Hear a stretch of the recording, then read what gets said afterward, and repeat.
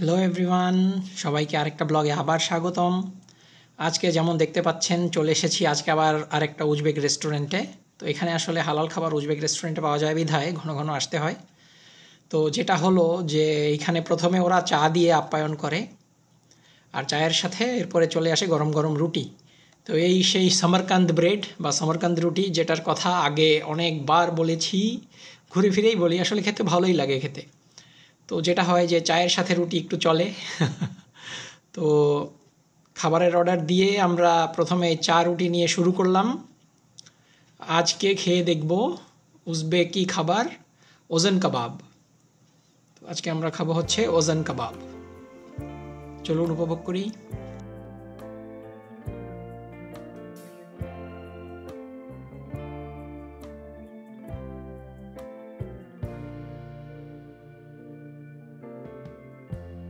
Lighten up, take me on your magic river.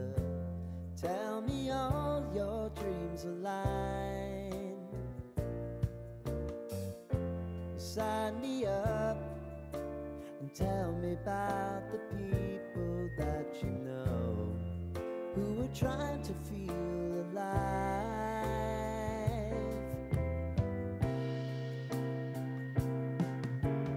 Life can get hard, so honey, if you need to cry, just come share my pillow and rain, rain, go away.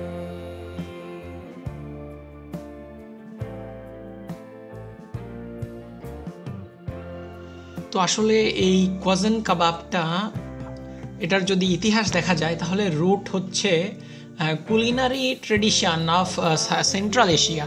তো central Asian dish, এই কোজন নামটা আসে হচ্ছে ক্লাউড্রন নামের এক ধরনের বিশেষ পট থেকে, আসলে যেই পটে এই কাবাবটা রান্না করা হয়। তো জিনিসটা হচ্ছে যে মানে কোজন কাবাবটা, এটা বিশ্বাস করা হয় যে টার্কিশ ওই সাইড থেকে প্রথমে উদ্ভব হয়, এরপর সেন্ট্রাল এশিয়ায় ছড়িয়ে পড়ে।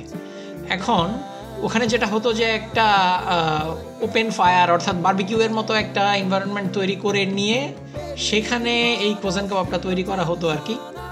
আর রেসিপির মধ্যে বলতে এখানে যেটা দেখছেন, একটা গাজরের স্যালাড আছে, ফ্রেঞ্চ ফ্রাইস আর অনিয়ন, আর সাথে একটা চাটনি দেয়। তো চাটনিটা সব খাবারের সাথে এখানে দেয়, শুধুমাত্র কোজনের জন্য স্পেসিফিক না।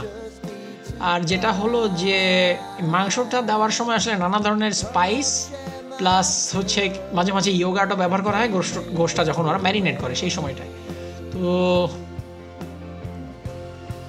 কুকিং মেথডের মধ্যে যেটা হয় যে ওই আর কি ওপেন ফ্লেমের মধ্যে দিয়ে মোটামুটি অনেকটা কাবাবের কাছাকাছি আর কি, একদম পুড়িয়ে ফেলা কাবাবও না, আবার রান্না করা কষা মাংসও না, এই দুইটার মাঝামাঝি একটা কিছু বলা যায়।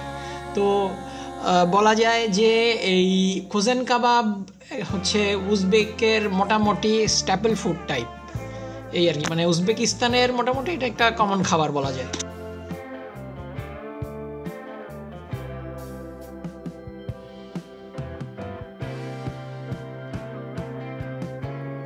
I know if I need it, you'll always believe my eyes.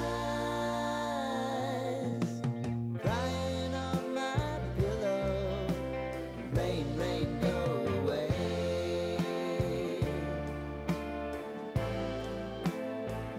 Rain, rain, go away.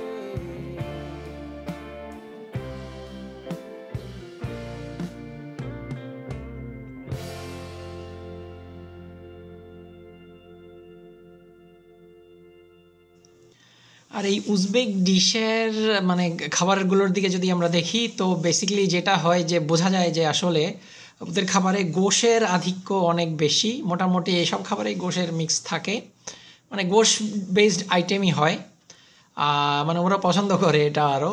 আর যেটা হয় যে আসলে উজবেকিস্তান জায়গাটা মোটামুটি ঠান্ডার দেশ, তো তো শীতের দেশ হিসাবে লোকজন মোটামুটি আর কি একটু শক্তপোক্ত, ওরা মোটামুটি হাট্টাকাট্টা টাইপেরই হয়ে থাকে, যেটা হচ্ছে যে মানে শারীরিকভাবে প্রচণ্ড শক্ত এবং শক্তিশালী এবং সুঠাম এবং লম্বা সব দিক থেকেই। মানে সাধারণ বাংলাদেশি বা বাঙালি বা এরকম বলতে আমরা সাধারণ সাউথ এশিয়ান লোকজন বলতে যেরকম বুঝি একটু নর্মাল টাইপের, এরা ওরকম কম, মানে প্রচণ্ড শক্তিশালী। যে কয়েকজন আমি আশেপাশে দেখেছি, তো ইন জেনারেল যেটা দেখা যায় মানে বিশাল এবং শক্তপোক্ত এইরকম ওরা হয়ে থাকে আর কি। তো সেই হিসাবে গোশ হয়তোবা বোধ করি ওদের সাথে যায়, চলে, জিনিসটা ভালোই, খারাপ না। তো আমরা মাঝে মধ্যে এই আর কি খাবার খেতে চলে আসি, তো একসাথে সবাই মিলে আর কি, আমাদের জন্য এটা একটা ভালো অভিজ্ঞতা এই আর কি।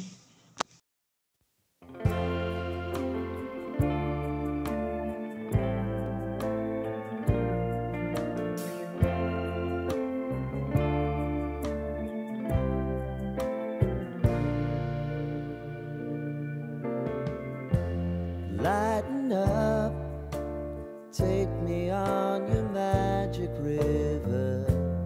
Tell me all your dreams align. Sign me up and tell me about the people that you know who are trying to feel alive.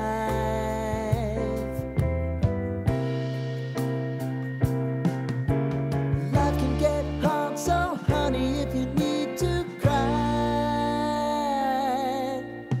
just come share my pillow and rain, rain, go away.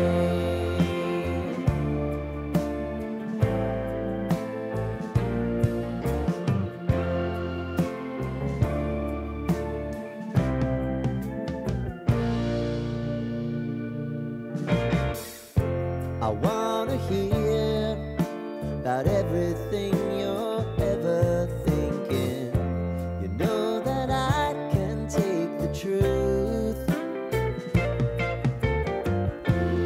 Call me out if you think I'm ever slipping. Maybe I can turn it around.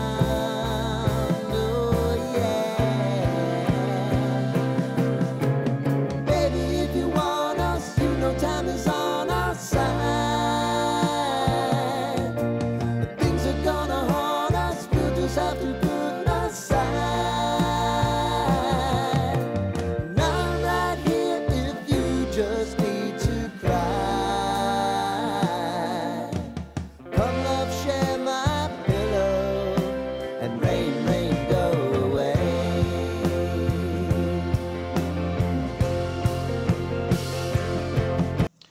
তো এই ছিল আমাদের আজকের অভিযান, খাদ্য অভিযান। তো আশা করি আপনারা এনজয় করছেন। তো মাঝে মাঝে কমেন্টে জানাবেন যে আপনারা কি দেখতে চান, কেমন দেখতে চান, কিভাবে দেখতে চান, তাহলে আমার জন্য সুবিধা হয়, আমি সেভাবে উপস্থাপন করার চেষ্টা করব। তো সবাইকে অনেক অনেক ধন্যবাদ আজকে আমাদের সাথে এই ব্লগটা উপভোগ করার জন্য। আশা করি সবাই ভালো থাকবেন, সুস্থ থাকবেন, নিজেদের এবং পরিবার পরিজনের খেয়াল রাখবেন। আশা করি আপনাদের সবার সাথে দেখা হবে আবার নতুন কোনো ব্লগে। ততক্ষণ পর্যন্ত খোদা হাফেজ।